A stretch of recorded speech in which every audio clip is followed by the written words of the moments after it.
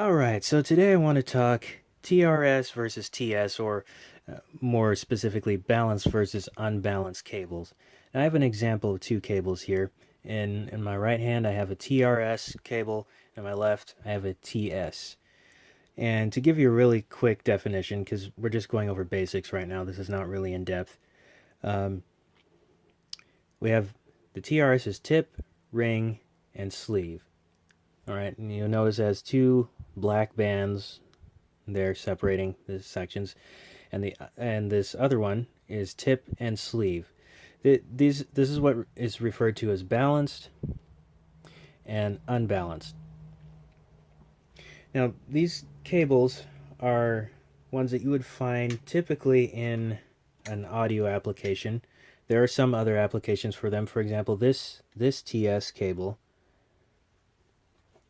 is actually connected to a sustain pedal. Now, that might seem odd to you, but really, these cables, what they're good at is carrying current, or a little bit of current, sending signals. So in this case, you have this sustain pedal, and there would be a little bit of current involved going through it. Anyway, that's probably more in depth. But just to make the point extra, here's an expression pedal, and it has a TRS. So typically they're used for audio, but they can be used for other things.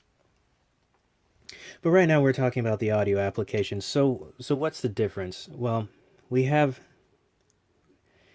for audio, this is balanced and this is unbalanced, which means, on a very basic level, you can have a longer length of the TRS cable without as much signal degradation or loss in signal quality as you would with one of these.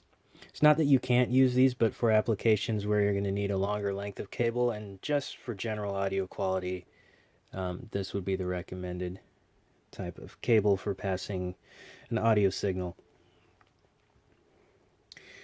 Now, these are not the only type of balanced cables. There are, well, let me leave this on the table because we're not finished with unbalanced. You're familiar with these balanced cables. Here's an 1/8 inch TRS, and the one I held up at the beginning is a 1/4 inch. 1/8 inch you'll find in your regular headphone connectors. So the typical use for this type of cable would be like for instruments, or even signal between speakers like self-powered studio monitors. So a use for the unbalanced cable, like I've shown you already, could be a sustain pedal, or if it's an audio cable, it would be used to go into something like this. This is a passive direct box, and so you would plug one of these into the input, because it takes an unbalanced signal or a high Z input and turns it to a low Z, which is XLR in this case. Which leads me to our other type of balanced cable. Now, there are several types of XLRs. What we're dealing with mostly in audio is the 3-pin XLRs. There's also 4-pin. There's 6-pin, which I believe is for intercoms, and then you have 7-pin. I think I skipped 4-pin. 4-pin is, they're different uses, but I do remember 6 is for like intercoms, and 7 is for maybe your tube microphones, connecting them to their power supply. But right now, that was just your little teaser. We're talking about the 3-pin, and so there's a numbering system, which I'll get into in part 2. But these three, kind of like the tip, ring, sleeve, the balance, it's kind of like a 3-legged stool kind of thing. I talked earlier about current going through these cables, as that's how sound and other signals pass through them. With the 3-pin XLRs, they're able to accept 48 volts of what we call phantom power. It's just an electrical current that is used to power certain microphones,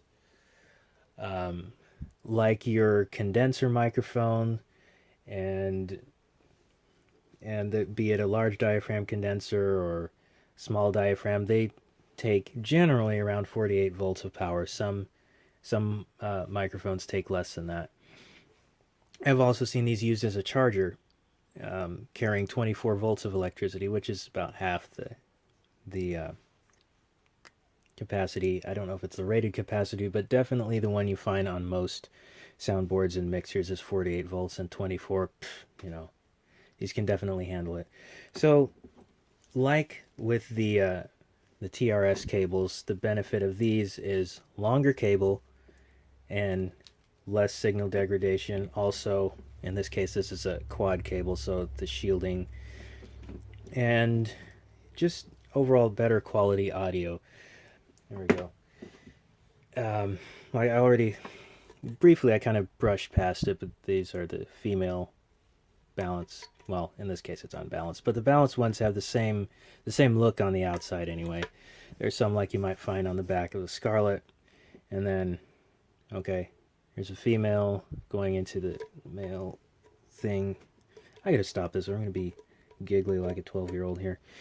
Yeah, there we go. So that is just a little basic rundown of the